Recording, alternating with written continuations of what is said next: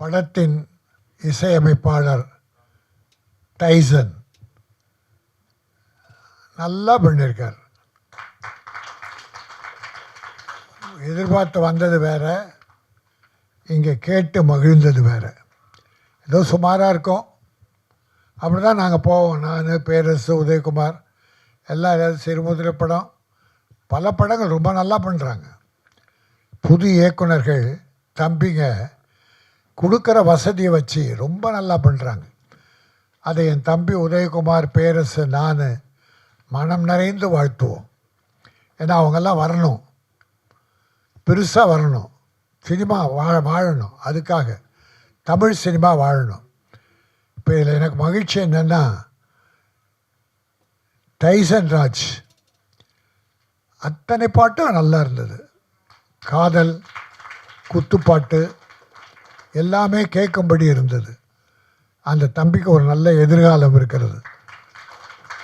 இது ராஜா வீட்டு கண்ணுக்குட்டி மட்டும் இல்லை, அருமை தம்பி டாக்டர் ராஜா ராமநாதன் வீட்டு கண்ணுக்குட்டி கூட. அவர் நல்ல மனசு, படத்தை தயாரித்து ரிலீஸ் பண்ண வந்திருக்கார். தமிழ்நாடு எப்போவுமே நல்ல படங்களை வரவேற்கிறது, வாழ்த்துகிறது. சமீப காலமாக பார்த்தா பல பெரிய ஹீரோக்கள் படம் கூட ஃபெயிலியர் ஆகிருக்கு, பல படங்கள். ஆனால் சிறுமுதிரை படங்கள், சில படங்கள் பெரிய வெற்றி பெற்றிருக்கு. அதில் இந்த குடும்பஸ்தன், ஆனால் அந்த மாதிரி ஒரு 10-15 படம் இந்த ஒரு வருஷத்தில் சின்ன படம்லாம் பெரிய படம் ஆயிடுச்சு.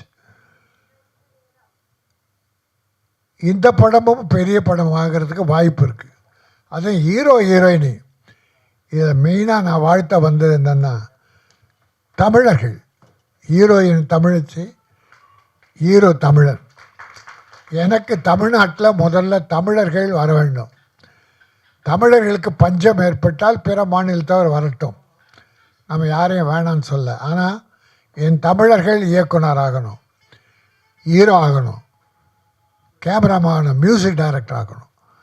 தமிழர்களுக்கு வாய்ப்பு கிடைத்த பிறகுதான் அடுத்த மொழிக்காரர்கள் தேவைப்பட்டால், இங்கே பஞ்சம் ஏற்பட்டால். அந்த வகையில் சிறுமுதிரை படங்கள்லாம் சிறப்பாக எடுக்கிறாங்க. பல படங்கள் வெற்றி பெறுது, பல படங்கள் தோல்வி அடையுது. ஆனால் சிலர் அக்கறை இல்லாமல் பண்ணுறாங்க. ஏன்னா சமீபத்தில் இப்போ பெரிய தீபாவளி பார்த்திங்கன்னா, தமிழர்களுக்கு பண்டிகை வீட்டில் தாய்மார்கள், பெரியோர்கள் நல்லா செலவு பண்ணி பண்ணுவாங்க. ஆனால் ஒரு நல்ல படம் பார்த்தா, ஒரு ஹீரோ படம் பார்த்தா அந்த தீபாவளி திருப்தியாக இருக்கும். இப்போ இந்த தீபாவளி பார்த்தீங்கன்னா எந்த பெரிய ஹீரோ படமும் வரலை, எல்லாம் சின்ன ஹீரோக்கள் படங்கள். ஆனால் வெற்றி பெறணும், அந்த படம்லாம் பெரிய படமாகணும். இந்த டைரக்டர் படத்தை நல்லா பண்ணியிருக்கார், கேமரா நல்லா பண்ணியிருக்காங்க. இந்த டைரக்டர் இதில் வெற்றி பெற்றால், இந்த டைரக்டர் ஒவ்வொரு படமும் சரி, படம் வெற்றி பெற்றால் யாராலன்னா டைரக்டரால் தான், ஹீரோவால் இல்லை. அப்புறம் தான் ஹீரோலாம். டைரக்டருடைய பெரும் முயற்சி, அறிவுத்திறன், ஆற்றல் எல்லாம் சேர்ந்து தான் ஒரு படத்தை வெற்றி பெற வைக்குது. அந்த படம் வெற்றி பெற்றால் அடுத்து அந்த ஹீரோ டைரக்டர் சின்ன பட தயாரிப்பாளருக்கு கிடைப்பாருன்னா கிடைக்க மாட்டார். பெரிய ஹீரோக்கள் காத்துக்கிட்டு இருக்காங்க. பெரிய வெற்றி பெற்ற ஹீரோக்கள் அந்த டைரக்டர் தூக்கிடுறாங்க. லோகேஷ் கனகராஜ் மாநகரில் ஒரு படம் பண்ணார், நல்லா இருந்தது. அவரை அப்போ கண்டுக்கல யாருமே. பிறகு கைதின்னு ஒரு படம் பண்ணார், அதுவும் ரொம்ப நல்லா இருந்தது. அப்புறம் பார்த்தீங்கன்னா கமலஹாசன் தூக்கிட்டார் அவரை, அப்புறம் ரஜினி சார் தூக்கிட்டார். இப்படி வெற்றி பெற்ற டைரக்டர்களை மறுபடியும் அவங்க சின்ன பட தயாரிப்பாளர்களை வர்றதே இல்லை. இதுக்கு பெரிய ஹீரோக்கள். இப்போ என்னுடைய பேரரசு விஜயை வச்சு 2 படம் பண்ணார், பெரிய படம். திருப்பாச்சி, இன்னொரு படம் Sivakasi. Thiruppachi first class picture. என்னுடைய அருமை தம்பி உதயகுமார் எத்தனை வெற்றி படம். ரஜினி சாரை வச்சு படம், கார்த்திகை வச்சு படம், பெரிய பெரிய படங்கள், வெற்றி படங்கள். பட் அந்த சிறந்த இயக்குனர்களை அந்த பழைய ஹீரோக்கள் யாருன்னா கண்டுக்கிறாங்கன்னா கண்டுக்க மாட்டாங்க. அவங்களுக்கு இப்போ வெற்றி பெற்ற டைரக்டர் தான் வேணும், எல்லா திறமையும் படைத்தவர்கள். ஆனால் அவர்கள் வாழ்வை இன்றைக்கி சின்ன படங்களை வாழ்த்த வந்திருக்காங்கன்னா தன்னுடைய பெரிய அனுபவங்களை கொண்டு உங்கள் படமும் பெரிய படமாக வேண்டும் என்கிற நல்ல மனசோடு இங்கே வாழ்த்த வந்திருக்கிற எல்லோரையும் நான் வாழ்த்துகிறேன். ஹீரோயினி நல்லா பண்ணியிருக்காங்க, அவங்களுக்கு நல்ல எதிர்காலம் இருக்குது என்பதை சொல்லி தயாரிப்பாளர் அடுத்த ஒரு படத்தை கூட அனௌன்ஸ் பண்ணிட்டார். ராஜா ராமநாதன் தம்பி இந்த படம் வெற்றி பெற்று இது பணமெல்லாம் திரும்பி வந்து அடுத்த படமும் வெற்றி பெறணும், தமிழ் திரையுலகில் நல்ல படங்கள்லாம் நீங்கள் எடுக்கணும், எடுப்பீங்க. உங்களுக்கும் என்னுடைய வாழ்த்துக்கள். அத்தனை கலைஞர்களை வாழ்த்தி வந்திருக்கிற பெரியோர்களை வாழ்த்தி விடைபெறுகிறேன். நன்றி, வணக்கம். மைக் டைசன் தானே இல்லையா? எனக்கு ஆமாம், இருந்தாலும் நம்ம மைக் டைசனாக வைப்போம். அவங்க மாமனார் மாமனார் நல்லா பேசினார். அப்பா மாமனாரும் பேசுகிறாங்கன்னு நினைக்கிறேன். ஆனால் அப்பா நல்லா பேசினார் இல்லையா? உங்களை எப்படி வருவார்னு திட்டிக்கிட்டு இருந்தாருன்னா இப்போ பாருங்கள் வேறு வாழ்த்துறாரு பாருங்கள். ஆமாம் பாருங்கள், இனி வாழ்த்திக்கிட்டே இருப்பீங்க. நல்லா எல்லாரும் சொல்கிறாங்க. ஏன்னா ராஜானே பாராட்டிட்டார். நிச்சயமாக பெருசாக உங்களுக்கு ஒரு பெரிய எதிர்காலம் இருக்குது. ஏன்னா ஒரு ராஜ்குமார் சார் உங்களை மாதிரி தான் வந்தார், ஆனால் எங்கேயோ போயிட்டார். அந்த மாதிரி நீங்களும் ரொம்ப பெரிய இடத்துக்கு வரணும்னு இந்த மனமாற வேண்டுறேன். ராஜா வீட்டு கண்ணுக்குட்டின்னு ஜெயசங்கர் சார் நடித்த படம் அந்த காலத்தில் பார்த்துருக்கேன். ரொம்ப அற்புதமாக இருக்கும். அந்த மாதிரி இந்த படமும் இருக்கணும். நிச்சயமாக ஹீரோவுக்கும் ஹீரோயினிக்கும் வாழ்த்துக்களை சொல்கிறேன். ராஜா வீட்டு பிள்ளை இது, ராஜா வீட்டு ஆமாம், இது ராஜா வீட்டு கண்ணுக்குட்டி. கரெக்டு, வயசானவங்கன்னா கரெக்டாக சொல்லிட்டீங்கள.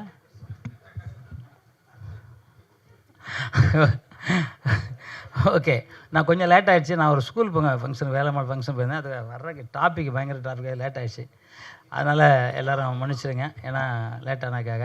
அதனால் ட்ரெய்லர் பார்க்க முடியல. இருந்தாலும் பெரியவங்க எல்லாம் பேசுகிறத பார்த்தா, ஏன்னா குறிப்பாக வந்து கேரள பேசும்போது அந்த ட்ரெய்லர் பற்றி சொல்கிறார். அவர் எதுவும் தப்புன்னு சொல்லுவார், நேயம்னு சொல்லுவார். அவர் பாராட்டினது பார்க்கும்போது நிச்சயமாக இது ஒரு பெரிய படமாக இருக்கும். சின்ன படம் பெரிய படங்கிறதெல்லாம் இல்லை, மக்கள்கிட்ட தான் இருக்குது சின்ன படமாக பெரிய படமாங்கிறது. பெரிய படம் ஒரே நாளில் ஊற்றிக்கிட்டே தான் இருக்குது. சின்ன படம் 200 நாள் ஓடின படமும் இருக்குது. இப்போ நாங்களாம் அப்போல்லாம் பண்ணும்போது 200 நாள் 300 நாள் படம் தான். நாங்கள் நிறையா படம், கிட்டத்தட்ட 2000 படம் பண்ணியிருக்கையில் ஒரு 1500 படமாவது 200 படம் தான், 200 நாள் படம் தான் நான் பண்ணியிருக்கேன். ஏன்னா அந்த அளவுக்கு அப்போ சினிமாவை இருந்துச்சு. இன்றைக்கி வந்து எல்லா இடத்துலையும் பிரிஞ்சிருச்சு சினிமா. எப்படி பார்க்குறாங்க, அந்த கொரோனாவுக்கு அப்புறம் ரொம்ப இதாகிடுச்சு. ஒரு வாரம் ஓடுறதே கஷ்டமாயிடுது, ஏன்னு தெரில. அதுக்காக வந்து ஒரு முயற்சிகள் எல்லோரும் பண்ணணும். எல்லோரும் பண்ணி திரை உலகத்தை வந்து தூக்கி எடுத்துணும். நான் அப்போவே சொன்னேன், நான் வந்து 1 கோடி ரூபாய் தரேன், நம்ம ஒரு சேனல் மாதிரி ஆரம்பிச்சிடலாம். சினிமா எடுக்கிறத நம்ம சின்ன படங்களை வந்து ரிலீஸ் பண்ணலாம், நம்ம தேட்டர் ஒரு 100 தேட்டர்லாம் எடுத்துக்கலாம் அப்படின்னு நான் சொன்னேன். அதுக்கான முயற்சியும் பண்ணிக்கிட்டு இருந்தேன். எல்லோரும் கேட்டேன், யாரும் ஒத்து வரல. ஏன்னா 100 தேட்டர் நம்ம எடுத்து வச்சுருந்தோன்னா நம்ம மெம்பர் படத்தை நம்மளே ரிலீஸ் பண்ணி நம்மளே அவங்களுக்கு லாபத்தை கொடுக்கலாம். ஏன்னா தயாரிப்பாளங்கிறது பணத்தை வாங்கி பீரோவில் போட்டுட்டு பேங்கில் போட்டு ஜல்சா அடிக்கிறதுக்கெலாம் கிடையாது. பணம் வாங்கினா தங்கம் செய்யாத சங்கம் செய்யணும். அந்த சங்கம் செய்யணுங்கிறத இப்போ நான்லாம் 6.5 கோடி ரூபா சேர்த்து வச்சுருக்கேன் கில்டில். அந்த 6.5 கோடி ரூபாய் மக்களுக்காக தான் கொடுக்கணும். மக்கள் நல்லா இருக்கிறதுக்காக தான் படம் எடுக்கிறவங்களுக்கு, உண்மையாக படம் எடுக்கிறவங்களுக்கு செய்யணும். படம் எடுக்காமல் ஒரு கார்டை மட்டும் வாங்கி வச்சு நான் படம் ப்ரொடியூசர் அப்படின்னு சொல்லி ஏமாற்றிக்கிட்டு இருக்கவங்க நிறைய பேர் இருக்காங்க. அதை இந்த இடத்துல பெப்சிக்கு நான் ஒரு வேண்டுகோள் விடுறேன். இந்த மாதிரி வந்து ஏமாத்துறவங்கள முதல்ல கட்டணும். இப்போ டைரக்டர் யூனியனாக இருக்கட்டும், எல்லாருமே உதயகுமார் சார் இந்த படம் எடுக்கிறேன்னு சொல்லிட்டு சும்மானா ஏமாற்றிக்கிட்டு இருக்காங்க. அதனால் சினிமாவோட பேரே கெட்டு போகுது. இப்போ நான்லாம் எனக்கு பார்த்தா டெய்லி ஃபோன் மேலே ஃபோன் வருது, எனக்கு இவ்வளோ 80 லட்சம் ஏமாற்றிட்டாரு, 1 கோடி ஏமாற்றிட்டாரு அப்படின்னு சொல்லிக்கிட்டே இருக்காங்க. இதுக்கு ஒரு சரியான நான் செல்வமணி சார்ட்டையும் சொல்லியிருக்கேன், அது மாதிரி எதனா ஒரு வழி பண்ணாது அப்படின்னு சொல்லியிருக்கேன். இப்போ வந்து தயாரிப்பாளர் சங்கம் வாரத்துக்கு ஒரு சங்கம் ஆரம்பிக்கிறாங்க. முன்னாடிலாம் 20 வருஷம் ஒரு சங்கம் ஆரம்பிப்பாங்க, வாரத்துக்கு ஒரு சங்கம். ஏன்னா ஃப்ரீனா எப்படி லெட்டர் பேட் எப்படி கொடுப்பாங்க, சீல் எப்படி பண்ணுவாங்க, எதுக்கு ஃப்ரீ பண்ணுறாங்க? அப்போ மோசடி பண்ணுறதுக்கு ஒன்று பண்ணுறாங்க. இதெல்லாம் நீங்கள் பத்திரிகையில் வந்து கண்டிப்பாக நீங்கள் வந்து தோலுரிச்சு காட்டணும். சினிமா உலகத்தில், திரை உலகத்தில் அசைக்க முடியாத ஒரு சக்தி பத்திரிகைக்காரர்கள் நீங்கள் தான் இதை வந்து எல்லா உண்மையும் கொடுக்கணும். ஏன்னா மக்களுக்கு வந்து நிறைய பேருக்கு தெரியல. ஏன்னா ஒருத்தன் போடுறான், ஹீரோயினி தேவை உங்களுக்கு, இந்த இடத்துக்கு வந்து எங்களை பாருங்கள் அப்படின்னு சொல்கிறான். இப்போ என்ன சினிமா எடுக்கிறாங்கன்னா யாரும் போய் பார்ப்பாங்க, மோசடி பண்ணுவாங்க, நிறைய ஏமாற்றுதல். அதெல்லாம் வந்து நிச்சயமாக நீங்கள் பத்திரிகையில் கொண்டு வெளிச்சம் கொண்டு போட்டணும். இந்த இடத்துல தான் இதை பேச முடியும். நானும் ஒரு ப்ரெஸ் மீட் வச்சு சொல்லலாம் அப்படின்னு நினச்சிக்கிட்டு இருக்கேன். அதுக்கு இப்படி சீக்கிரம் சொல்லுவேன். இப்போ இந்த படம் வந்து இதில் பண்ண டெக்னீஷியன், கேமராமேன், எடிட்டர் எல்லாரும் நல்லா பண்ணியிருக்கதா எல்லாரும் சொல்லிக்கிட்டு இருந்தாங்க. குறிப்பாக தயாரிப்பாளர் வந்து ராமநாத் சார் வந்து எனக்கு ரொம்ப வேண்டியவர். அவருக்கு வந்து வாழ்த்துக்கள். அவர் யாகூப் கான் அவரும் வந்து நிறையா பண்ணிக்கிட்டு இருக்காங்க. வாழ்த்துக்கள் சார். நீங்கள் வந்து ஒரு பெரிய அவார்டு ஒன்று பண்ணுறாங்க, அது பண்ணுறீங்க, அதுவும் ரொம்ப பெருசாக அவருக்கு வாழ்த்துக்கள். அவார்டு பண்ணுறீங்க இல்லையா? அது ரொம்ப பெருசாக அவருக்கு வாழ்த்துக்கள். சினிமா உலகத்தை நல்லா இருக்கணுங்கிறக்காக நீங்கள் சினிமா உலகத்துக்கு வந்தீங்க. உங்களுக்கு கைத்தட்டி மனமாற நாங்கள் வரவேற்கிறோம். உங்களை எப்போவுமே எங்களோட சப்போர்ட் எப்பவும் உண்டு. அத்தனை பேருக்கும் வாழ்த்துக்கள். சாருக்கும் எங்கள் தயாரிப்பாளர் அவருக்கும் வாழ்த்துக்கள். வந்திருக்க அத்தனை பேருக்கும் வாழ்த்துக்கள் சொல்லி இந்த படம் மீண்டும் ஒரு முறை இந்த படம் மிகப்பெரிய வெற்றி அடையணும் மனமாற உளமாற வேண்டி இறைவனை வேண்டிக்கிட்டு, எப்பவும் நான் சொல்கிற மாதிரி தான், அம்மா அப்பா சொல்கிறத கேளுங்க. கடவுள் சொல்கிறத விட அம்மா அப்பா சொல்கிறதா ரொம்ப சக்தி உள்ளது. அதை நிச்சயமாக கேளுங்க. உலகத்திலே எப்பவும் சொல்லும் போது அவங்க இப்போ கூடும்போது என்ன சொன்னாங்க, தமிழ்னு சொன்னாங்க. அந்த தமிழனாக பிறந்திருக்க நான் உண்மையிலே ரொம்ப பெருமை அடைகிறேன்.